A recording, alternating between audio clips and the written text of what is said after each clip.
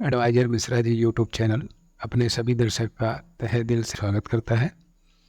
और मित्रों, आज का जो हमारा विषय रहेगा वो ये रहेगा कि एम्प्लॉयर, नियोक्ता, एचआर ने कर्मचारी का पीएफ कैसे भरते हैं। सॉरी, मजाक कर दिया हूँ, बुरा मत मानिएगा। थोड़ा हंसते बोलते भी रहना चाहिए, है ना।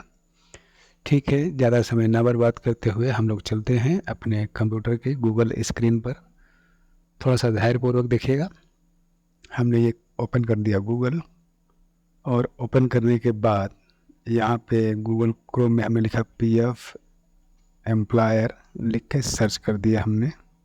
सर्च करने के बाद जो पहली वेबसाइट आती है, ये हमने पे जो सर्वर अपना सॉरी कर्सर जो ले जा रहा हूँ, ये पहली जो है ईपीएफओ की ऑफिशियल वेबसाइट है। इस पर क्लिक करेंगे तो जैसे हम लोग इस पर क्लिक करेंगे, ये लिंक जो है एम्प्लॉयर पोर्टल के ऑफिशियल वेबसाइट से। तो जैसे हमने इस पर क्लिक किया तो भाई साहब एक नया विंडो कुछ रंग बिरंगा ओपन हो गया है।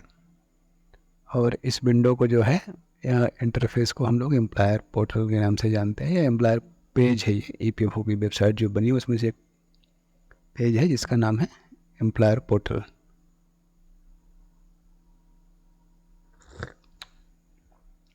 उसके बाद मित्रों, मैंने अपना user ID password auto fill कर रखा है, आप अपना कर लीजिएगा। और यहाँ पर नीचे जो है एक कैप्चा फिल करेंगे। कैप्चा फिल करके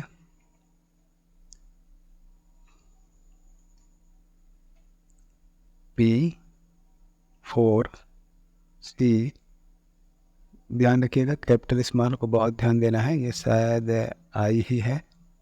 उसके बाद टी, है ना। और फिर साइन इन करेंगे।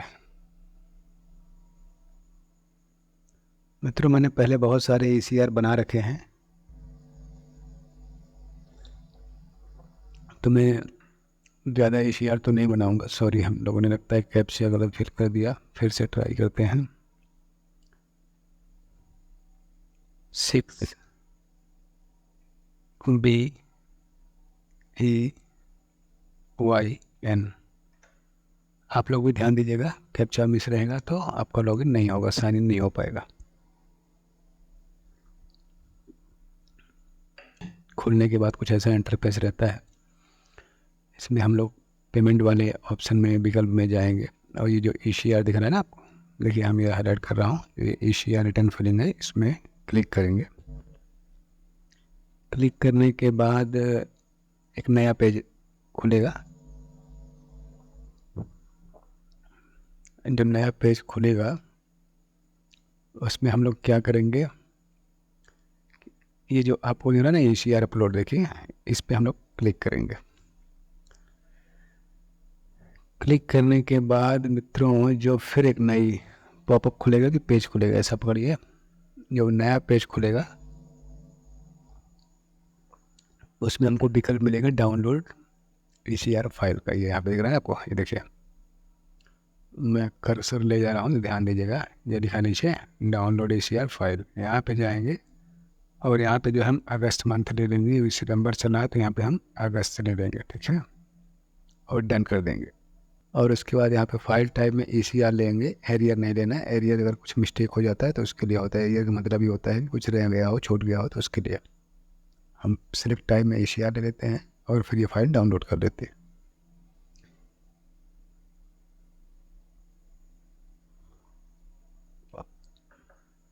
मित्रों, यहाँ पे क्या है कि बहुत सारे एम्प्लॉई होंगे मेरे इस फाइल में, तो हमको इतने एम्प्लॉई का नहीं भरना है। हम किसी सेलेक्टेड एक एम्प्लॉई का आपको लेके दिखा देते हैं। चाहे आप एक का भरिए, चाहे 100 का भरिए, बात एक ही है। हम इनको सबको रिमूव कर देते हैं। देखिएगा, ऐसे करके हमने इनको डिलीट कर दिया। आपके जितने एम्प्लॉय रहेंगे, आप जितने को कंट्रीब्यूट आपको करना हो उनका आप सेलेक्ट कर सकते हैं। हमको ये भी नहीं चाहिए, हमको सिर्फ एक एम्प्लॉई में रख के आपको दिखाना है बस। चलिए, हमने सभी को डिलीट कर दिया। एक एम्प्लॉय रखा हूँ आपको दिखाने के लिए।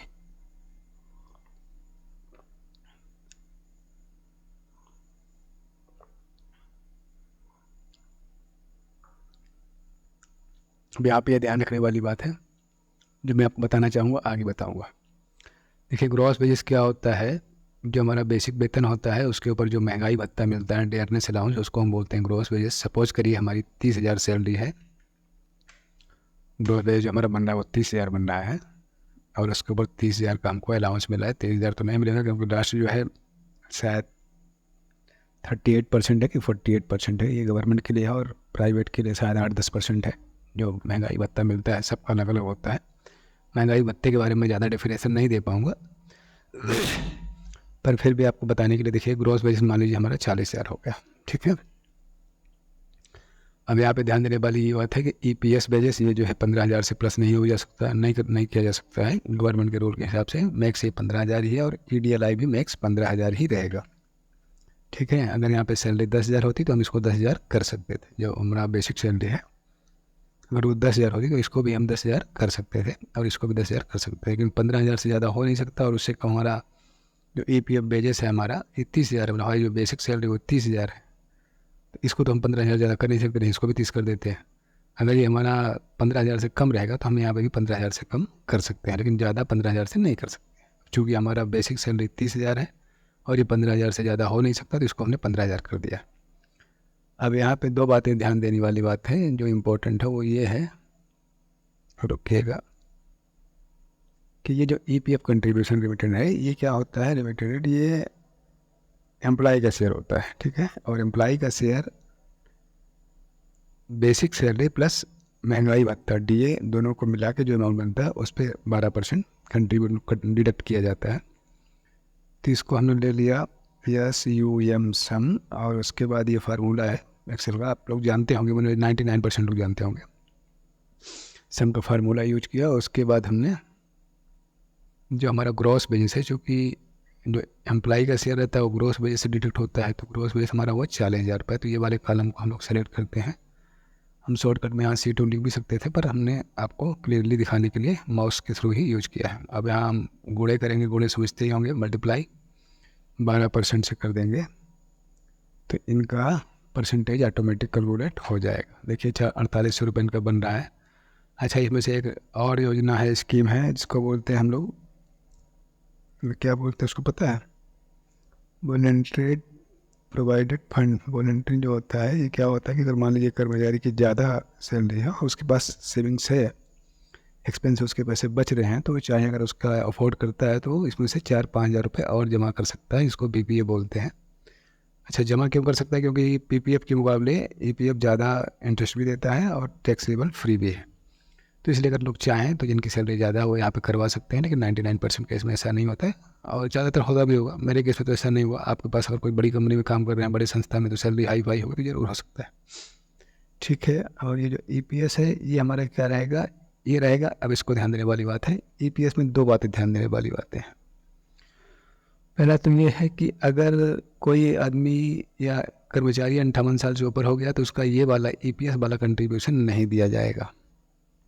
यहाँ पे देख रहे हैं जो ये 15,000 का बेजेस हमको दिखाया है, EPS बेजेस 15,000 से ऊपर तो हो नहीं सकता है। यहाँ पे जो 15,000 का परसेंटेज बनेगा 8.33, वो इसमें नहीं जमा करना है, वो EPF डिफरेंट जो है ना, मतलब ये दोनों का, इन दोनों में जो बचता है एम्प्लॉय का शेयर और पेंशन, जो 8.33 रहता है, तो जो बचता है वो एम्प्लॉयर शेयर का लाता है, तो इसमें जमा कर देना है। सपोज करिए मान लीजिए एम्प्लॉय की सैलरी 58 साल से प्लस है, ठीक है। तो हमने यहाँ पे सम का फार्मूला लगाया, कैलकुलेट करने के लिए दिखा रहा हूँ आपको, और ये 15,000 हमने EPF वाला वेजेंस लिया और इसको गुणे किया। इसका जो परसेंटेज रहता है पेंशन का, ये 8.33% में डिडक्ट होता है, तो हमने 8.33 कर दिया और इसको एंटर कर दिया। अभी जो 1,249 रुपये आ रहे हैं, इसको पहले तो हम राउंड अप कर देते हैं, क्योंकि राउंड फिगर का अमाउंट बेटर नहीं होता है, इसलिए इसको हम राउंड अप कर देते हैं। 1,250 रुपये हो गए। चलिए इसको भी कर देते हैं, फिर आपको समझाते हैं। अभी जो एम्प्लॉयर शेयर होता है, 12% जो एम्प्लॉयर का शेयर होता है, उसमें से 8.33 पेंशन मिल जाता है और 3.67 एम्प्लॉयर शेयर में रहता है, ठीक है। तो अब यहाँ पे भी हम वही फार्मूला लेंगे सम का, और सम का फार्मूला लेने के बाद यहाँ पे ध्यान देने वाली बात है, इनका जो बेसिस बनेगा, एम्प्लॉयर किस पे देता है, एम्प्लॉयर सिर्फ और सिर्फ बेसिक सैलरी का 12% देता है। तो ये हमारी बेसिक सैलरी है, ग्रॉस बेसिस हमारा 40,000 था, बेसिक सैलरी हमारी 30,000 थी। 30,000 गुणे 3.67% का था, 3.67%। ये हमारा कितना हो गया, 1101 रुपये।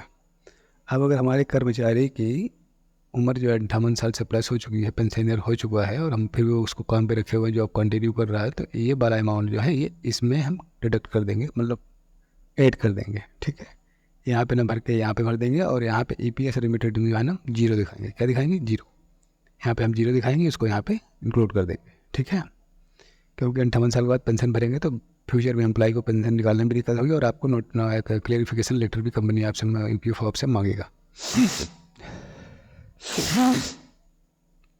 ये तो एक कहानी हो गई। अब दूसरा क्या रह गया, दूसरा तो कुछ बचा नहीं। अगर कुछ रह जाता है तो आप लोग क्वेश्चन करिएगा, कमेंट में बताएंगे, नहीं तो व्हाट्सएप से संपर्क कर लीजिएगा। ठीक है मित्रों, ये हमारी क्या हो गई, ECR फाइल बन गई। हम एक ही एम्प्लॉय का कर रहे हैं सिर्फ आपको दिखाने के लिए। उसके बाद यहाँ से जो हेडिंग वाली लाइन थी जो आपको समझाने के लिए थी, इसको हम लोगों ने डिलीट कर दिया। डिलीट करने के बाद ये फाइल हम सेव करेंगे। सेव करने का प्रोसीजर क्या है कि सेव एज में जाएंगे, और यहाँ पे जो है हम ये जो फॉर्मेट फाइल का क्या ले लेंगे, CSV डिलीमिटेड। ठीक है ना, ये फॉर्मेट ले लेंगे। यहाँ पे हम फाइल का नाम रख देते हैं फ्रेम, मेरे नाम से रख देता हूँ, और इसको हम डेस्कटॉप में सेव कर देते हैं। ठीक है, ये हमने सेव कर दिया। सेव करने के बाद मित्रों क्या करना है, सेव तो कर दिया, शायद क्यों नहीं ये आई है, शायद नहीं सेव हो रही है। अच्छा, प्रेम नाम से ऑलरेडी फोल्डर है, प्रेम ECR कर देता हूँ तो आ जाएगा। ठीक है, मैं जिस एम्प्लॉय का था उसी के नाम से बना सकते थे। ठीक है, हमने ये फाइल जो है सेव कर दी। इस बार सक्सेसफुली सेव हो गई। यहाँ यस कर देंगे और सेव कर देंगे। ठीक है, अब देखिए हमने ये यस कर दिया, सेव भी कर दिया। ये हमारी ये फाइल हो गई ECR वाली जो फ्रंट में दिख रही है।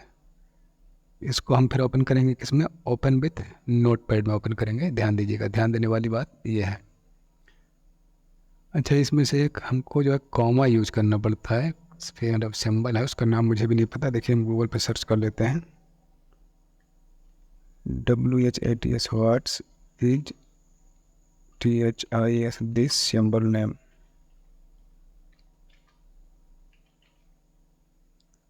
और उसके आगे हम लोग जो है ये जो सिंबल है इसको हम लोग क्या बोलते हैं, इसका नाम मुझे अभी कंफर्म याद नहीं है। देखिए हम देख लेते हैं क्या आता है इसमें। सिंबल दिस स्टाइल लिखा गया क्या,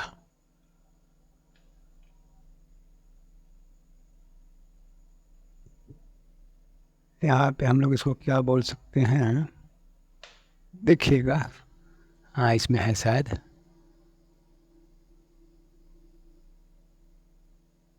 इसमें भी नहीं है क्या बॉस, क्या बोलेंगे, मिल जाए भैया, मिल जाए आपको दिखा दूँ, नहीं तो फिर आप बोलोगे कि हमको दिखाए नहीं भैया। बड़ी समस्या है कि मिल नहीं रहा है, कैसे दिखाऊं आपको, कैसे समझाऊं, समझ में नहीं आ रहा है। इसमें मिल जाएगा क्या लगता है, इसमें मिलेगा कि नहीं मिलेगा, इसमें भी नहीं मिल रहा है, लगता है नहीं मिल रहा है। इसमें मिल सकता है। इसमें क्या है,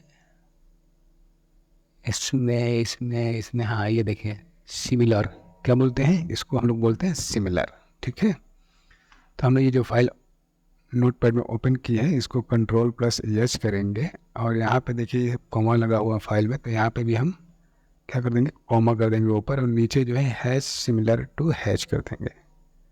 ये क्या करेंगे, हैच, फिर ये जो सिमिलर का सिंबल है ये कर देंगे, फिर उसके बाद हैच कर देंगे। हैच करने के बाद ये फाइल जो है एज इट इज रिप्लेस कर देंगे, और रिप्लेस करने के बाद इस फाइल को हम सेव कर देंगे। सेव कैसे कर देंगे, ये सेव ये, और सेव एज में नाम लिख देंगे इस बार अब्जर, जो एम्प्लॉय का नाम है जिसका ECR बना रहा हूँ उसी का नाम लिख देता हूँ अब्जर करके। हमने इसको भी डेस्कटॉप पे सेव कर दिया। ठीक है, चलिए हमारा ये ECR प्रिपेयर हो गया, फाइल पूरी रेडी हो गई। अब फिर हम चलते हैं क्रोम पे। क्रोम पे जब आएंगे तो ये हमारा फिर से ओपन है। अब इस बार हम ये नीचे वाले ऑप्शन को सेलेक्ट करेंगे, ECR अपलोड को। ठीक है, सेलेक्ट करने के बाद यहाँ हम बेस मंथ अगस्त ले लेंगे, क्योंकि प्रीवियस मंथ ही आता है, जो करंट मंथ हमारा रहता है ECR मंथ। और उसके बाद सैलरी डेट हम 5, 6, 7, 8, 9 कुछ भी ले लेते हैं, लेकिन 10 के पहले के लेंगे तो बेटर रहेगा। और उसके बाद जो हमारे डेस्कटॉप में जाएंगे, और जो हमने अब्जर्व की फाइल सेव की थी टेक्स्ट, इसको हम उठा लेंगे। उठाने के बाद अपलोड कर दिए, और यहाँ पे 12% ध्यान दीजिएगा। कुछ कर्मचारी नियोक्ता ऐसे होते हैं जिनको 10% भी PF कंट्रीब्यूट करना अलाउ रहता है, लेकिन वो उनके पास कर्मचारी 20 से कम रहते हैं। आपकी कंपनी के हिसाब से आप देख लीजिए कंपनी आपको किसके लिए एलिजिबल है, हम लोग यहाँ पे रिमार्क में अगस्त महीने का चालान भर रहे हैं तो अगस्त में कर दे रहे हैं, और इसके बाद ECR अपलोड कर दे रहे हैं। ECR ही लेना है, एरियर और PHO नहीं लेना है हमको, क्योंकि हम फ्रेश ECR बना रहे हैं, तो ECR ही लेना है। चलिए, हमने इसको फाइल को अपलोड किया। अपलोड करने के बाद देखिए हमारी फाइल वैलिडेट सक्सेसफुली हो गई है। इसको हम वेरीफाई करेंगे। वेरीफाई करने के बाद एक एक प्रोसेस आपको बता रहा हूँ, ध्यान से देखिएगा। वेरीफाई हमने क्लिक किया। वेरीफाई करने के बाद मित्रों, इसको हम क्या करेंगे पता है, इसको हम प्रिपेयर चालान करेंगे। ठीक है, प्रिपेयर चालान करने के बाद क्या करना है, बस देखते जाइए क्या क्या होता है प्रोसेस। पहले यहाँ ग्रॉस भेजे देख लीजिए, 40,000 रुपये में ग्रॉस भेजे ज़रूर पूछता है। तो यहाँ पे हम नंबर ऑफ़ एम्प्लॉई कितना डाल दिए, एक ही एम्प्लॉई हम डालना है, क्योंकि हमने एक ही एम्प्लॉई का बनाया है। 0, अगर हमारे 0 एम्प्लॉई निकले हैं तो हम यहाँ पे 0 कर देते हैं। अगर आपके कुछ एम्प्लॉई निकले इस महीने में, काम एग्जिट किए हैं या आपने उनको एग्जिट किया है, तो आप भी डाल सकते हैं किस मंथ में हमने कितने एम्प्लॉई को एग्जिट किया है, वही मांग रहा है, नंबर ऑफ़ एक्सक्लूडेड एम्प्लॉई। ठीक है, ओके। नहीं यार, एग्जिट करेंगे तो एक्सक्लूडेड फीस इसको हम बाद में बताएंगे, हमको भी नहीं पता ये क्या है। हमने कभी 0 करके हमेशा डाला था, या पहली बार देख रहा हूँ। मुझे लग रहा था कि नंबर ऑफ़ एग्जिटेड एम्प्लॉय लिखा हुआ है, मैंने कभी नोटिस ही नहीं किया। ठीक है, ग्रॉस बेसिस जो हमारा है कितना बन रहा है, 40,000 रुपये। यहाँ पे देखिए 40,000 रुपये हमने ले लिया, तो यहाँ पे हमको डालना है 40,000 रुपये। ठीक है, 40,000 रुपये, और उसके बाद हम प्रिपेयर चालान कर देंगे। ठीक है, हाँ यहाँ पे देखने वाली बात है, ये 500 रुपये जो अकाउंट चार्ज है एडमिनिस्ट्रेशन, ये अपने आप डिडक्ट हो जाता है, इसमें आपको कुछ करने की जरूरत नहीं है। चलिए, हमने पूरी प्रोसेस जो है पूरी कर दी। अब हमारा चालान जो है एक प्रकार से प्रिपेयर हो गया, वेरीफाई भी हो गया, प्रिपेयर भी हो गया। आप फाइनलाइज करके सीधा पेमेंट पे जाएंगे। जैसे हम यहाँ पे फाइनलाइज करेंगे तो यहाँ देखिए 2 पे लिख रहा है, देखिए 3 पे आ जाएगा। वो भी चालान जो फाइनलाइज होकर पे के लिए रेडी हो जाएगी। अभी देखिएगा आप नेक्स्ट पेज में, ये देखिए ये हमारा 3 पे ऑप्शन आ गया। ये इसका जो बन रहा है अमाउंट 7,726, इसको हम पे में जैसे क्लिक करेंगे तो ये हमको जो है ले जाके कहाँ पटक देगा, पेमेंट वाले विकल्प में। पेमेंट वाले विकल्प भी थोड़ा सा है फंडामेंटल। वो क्या है देखिए, इसमें बैंक हमारे अगर नहीं है, जो बैंक आप जिससे आपको पेमेंट करना है वो बैंक लिस्ट में नहीं है, तो आप SBI एग्रीगेटर का यूज करेंगे। इसके बाद आप ओके क्लिक करेंगे, और ओके क्लिक करने के बाद यहाँ पे आपको आपके बैंक की लिस्ट मिल जाएगी। आगे जाके आप पेमेंट का प्रोसेस डन कर देंगे। कैसे डन करेंगे, आपके नेट बैंकिंग, आपके जो बैंक आप सेलेक्ट करेंगे उसके नेट बैंकिंग के होम पेज पे ये ले जाके आपको लैंड करा देगा। लैंड कराना समझते हैं ना, वहाँ पे आपको लैंड करा देगा, डायरेक्ट रीडायरेक्ट कर देगा। अब क्या हो गया भाई, हमारा नेट स्लो हो गया, क्या लगता है हम ही लैंड कर जाएंगे, इसका तो पता नहीं। कर दिया भैया, नहीं किया तो बहुत बुरा फंस गया यार। क्या समस्या आ रही है, नेट कटे? बैठ बैठ बैठ, काहे के लिए बैठ भैया? चलिए बैठे कर लेते हैं, बैठ करने के लिए बोल रहा है तो और क्या करेंगे, और तो कोई विकल्प है नहीं, तो हम रिफ्रेश कर देते हैं, शायद रिफ्रेश करने से बैठ खत्म हो जाए।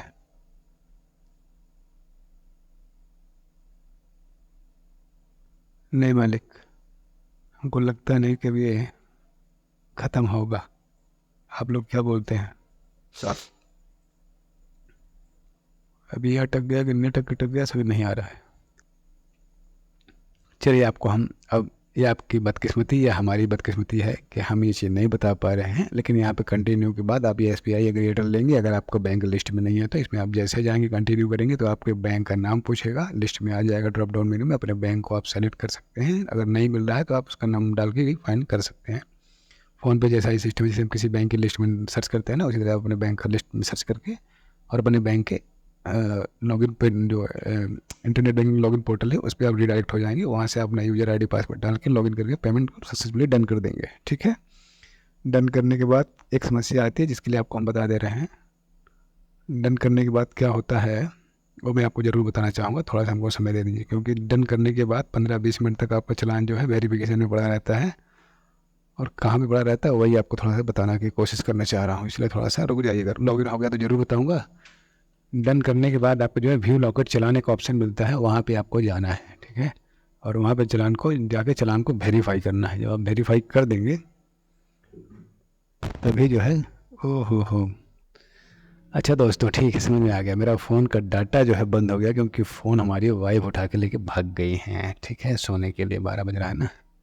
ठीक है, धन्यवाद, थैंक यू। पेमेंट का प्रोसेस तो आपको बता ही दिया हूँ, ECR बनाना सिखा ही दिया हूँ।